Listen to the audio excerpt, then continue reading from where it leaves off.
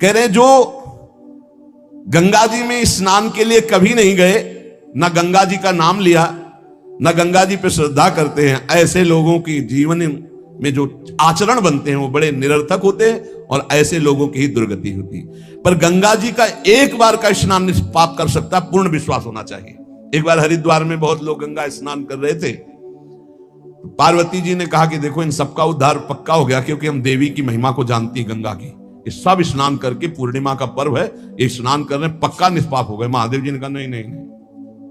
बोले क्यों प्रभु? बोले इनमें कोई गंगा स्नान कर रहा है, सब पानी में डुबकी लगा के आ रहे हैं, गंगा में थोड़ी लगा के। प्रभु आप भी एक आश्चर्य में बात करते, सब देखो ना कितने भाव से नहा नहा के आ रहे हैं। बोले अच्छा इनको विश्वास नहीं गंगा जी पे, इसलिए पानी पे डुबकी लगाते हैं, कोई एक होगा जिसे विश्वास होगा। देखो अभी हम परीक्षा करते हैं। रास्ते में बैठ गए तो फिसल के जैसे गिर गए हो, ऐसे वृद्ध का रूप रख के गिरे हुए।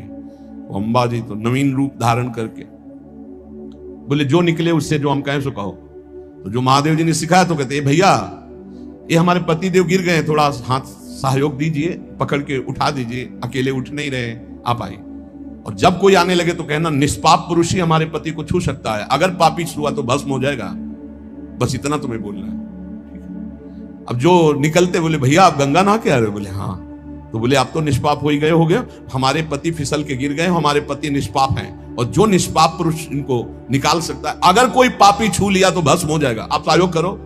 बोले गंगा तो नहा के आए पर पाप बहुत तो हुए, अगर कहीं पाप नष्ट ना हुए हो तो भस्म ही हो जाएंगे। नहीं, कोई नहीं, किसी की हिम्मत नहीं पड़ी कि महादेव जी को निकलवा दे, क्योंकि जहां ये कहती कि अगर पापी पुरुष, पाप तो हुए यार, अब पता नहीं गंगा नहाने में नष्ट हुए कि नहीं नष्ट हुए, बेकार को भस्म हो जाए ऐसे। उनमें एक आदमी सरल भाव से गंगा गंगा गंगा माँ गंगे स्नान किया। बोले भैया हमारे पति को निकलवा। बोले अच्छा भैया, लुटा रखा। बोले भैया एक बात सुन लो, हमारे पति निष्पाप हैं, अगर पापी पुरुष छुएगा तो भस्म हो जाएगा। बोले भैया आपको विश्वास नहीं, गंगा मैया में स्नान करके आ रहा हूं, अब भी पापी हूं।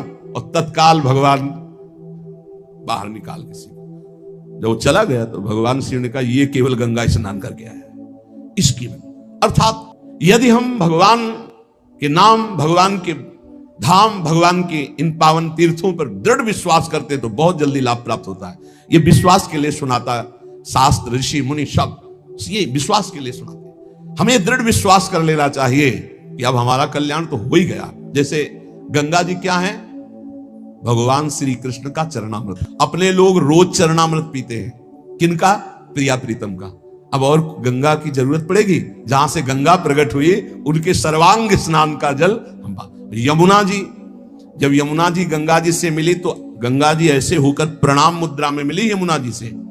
यमुना जी ने कहा तुम्हारा अहो भाग्य कि तुम जगत पावन करने वाली गंगा हो। तो उनका तुम्हारे सामने मेरी कोई सामर्थ्य नहीं, क्योंकि तुम में प्रभु पूर्ण अवगाहन करते, हम तो प्रभु की चरण धोवन मात्र हैं, आपके ऊपर तो पूर्ण प्रभु की कृपा है।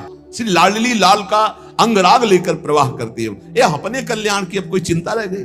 रोज जो चरणामृत पान करता है, काल मृत्यु हरणम सर्व व्याधि विनाशनम श्री कृष्ण पादोदकम पीत्वा पुनर्जन्म न विद्यते। बस विश्वास हो, रजराली लगाते हैं, राधा राधा बोलते हैं, अब कोई जरूरत कल्याण की। दृढ़ निष्ठा रखो। पर हम कितनों को रोते देखते हैं इस बात के लिए कि हमारा कल्याण हो जाएगा, हमारा अगला जन्म नहीं होगा। उनको चाहिए कि तुम लिखा पढ़ी करके दे दो। अरे विश्वास मानो यार, विश्वास मानो, कल्याण स्वरूप आप हो चुके हैं, धाम में बैठे हैं, पर आपको विश्वास है नहीं। ये विश्वास करो, एक एक बात कल्याण करने वाली।